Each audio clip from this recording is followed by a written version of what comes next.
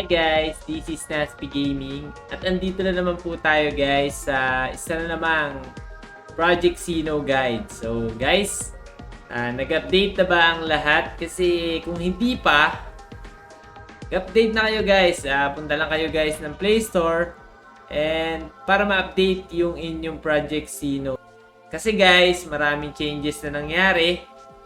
And ngayon guys, explain ko sa inyo kung ano ba yung mga pinalakas at pinahina doon sa mga skills ng ating mga Sino. Guys, let's start! And simulan na nga natin guys dito sa ating Samurai. Yung Samurai nga guys is meron siya mga adjustment. So ito na nga guys, simulan na natin guys dito sa Aerial Flow. Ang Aerial Flow is Strength 10. Yun yung adjustment na ginawa sa kanya.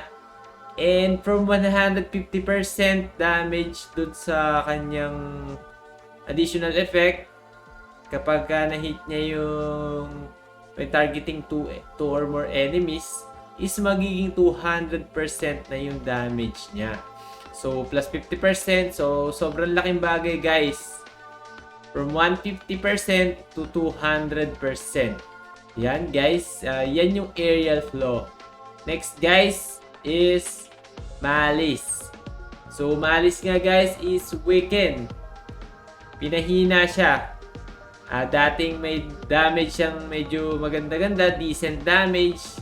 Dahil yung Malice kasi is nakapagpawala talaga siya ng debuff sa ating mga Sinos.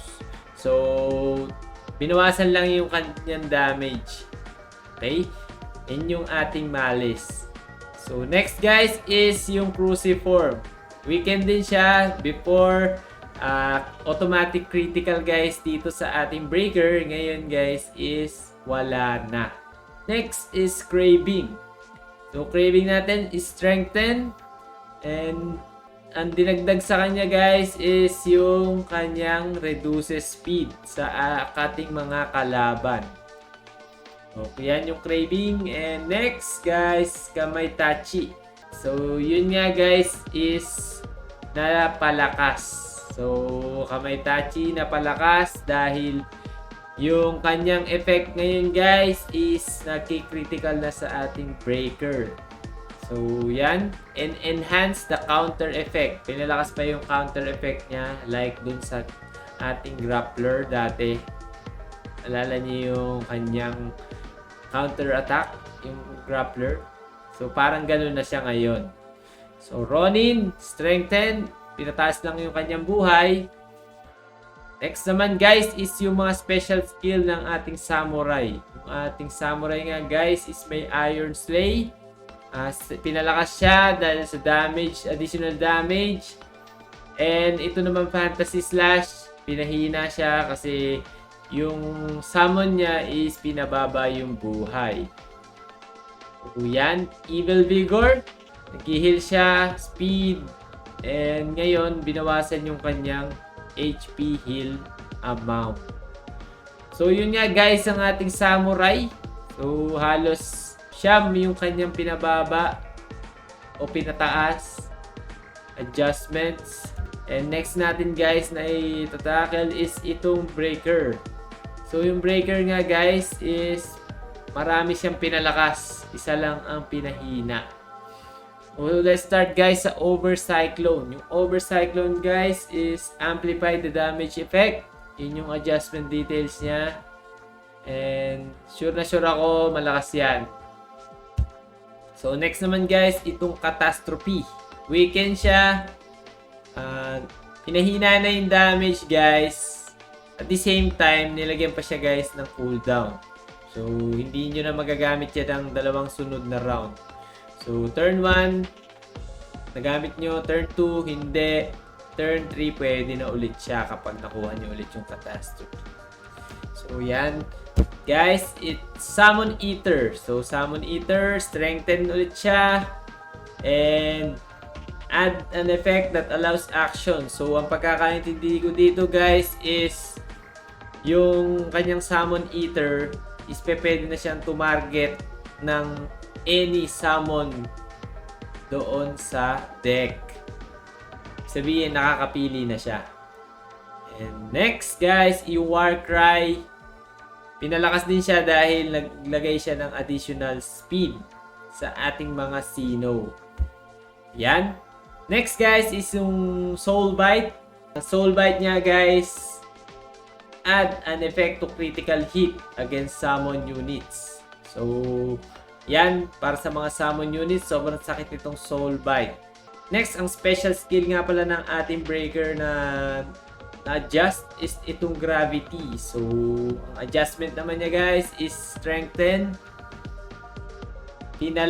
Nilagyan siya guys ng kanyang damage effect. So, before kasi, mahina lang talaga to dahil speed, pero sobrang ganda pa rin.